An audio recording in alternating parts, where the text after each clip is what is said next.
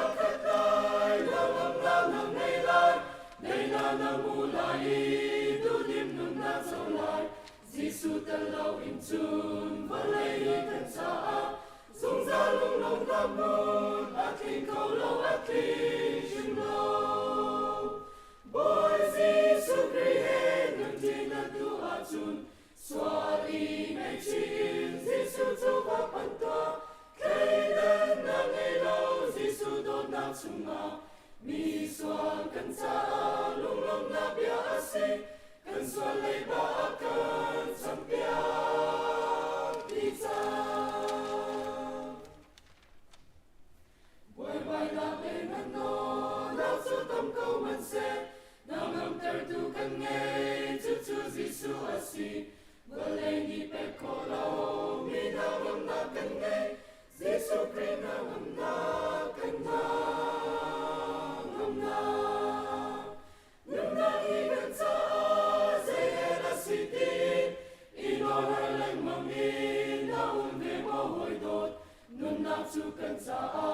Christ si ti zum no Christ biết cái nung ni som về chẳng na Lom na in na khát lai na ngâm na ngày lai đây na mu lai du dim nung na zo lai Giêsu ta lâu in chun và lấy hi cần cha dung ra lung lung na mun a kinh câu lâu a kinh chim lâu boy Giêsu Christ nung tin na tu a chun xóa đi ngày chín Giêsu tu va pan toa cây đơn na ngày lâu Giêsu đốt na chung ma mi xóa cần cha lung lung na bia si cần xóa lấy ba cần sam bia đi cha du tin lâu na vale a du câu ma nu si du tin ter tu cần nghe chu Giêsu asi vale a cần tu na a kinh câu ban lai lâu Giêsu xin lâu a cần du mi